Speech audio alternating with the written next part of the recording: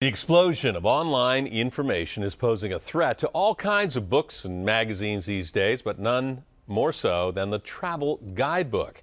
KPIX5's John Ramos has the story of an industry lost in a digital world. Whether you're exploring the Bay Area or far-flung places across the globe, every traveler knows the value of a good guidebook. Where to eat, where to stay, what to do.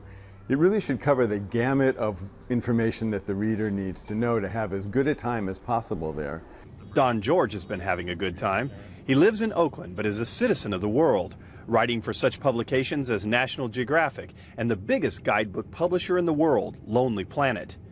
George loves being a travel writer so much he's written a book about how to be one. A travel writer is a professional who goes out and spends his professional hours doing this for a living, getting good, reliable information that readers can use. But these are tough times for travel writers. Lonely Planet, with offices in Oakland, is announcing layoffs of 20% of the staff worldwide. Guidebook publishers have been hit hard by online alternatives and a growing reliance on social media postings as a source of travel information. And that's where I think it's dangerous, that to think that anyone going somewhere can deliver as timely and accurate information and analysis and opinion as of someone who's a seasoned travel writer. That's where it begins to break down. At Mrs. Dalloway's Books in Berkeley, there are still people who would prefer not to risk their travel money on the advice of a tweet or blog. For us, it has more credibility, that someone's been there, they've looked at it, someone you can rely on. And here's one more warning. George says a lot of people who produce information online are actually being funded by the places they're writing about.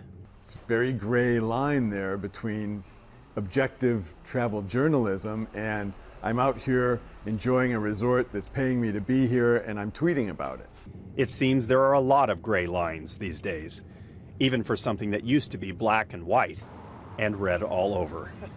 In Berkeley, John Ramos, KPIX 5. Lonely Planet is headquartered in Melbourne, Australia, and it sells 500 titles covering 195 countries. The company says it's unsure how many of those they'll be able to maintain.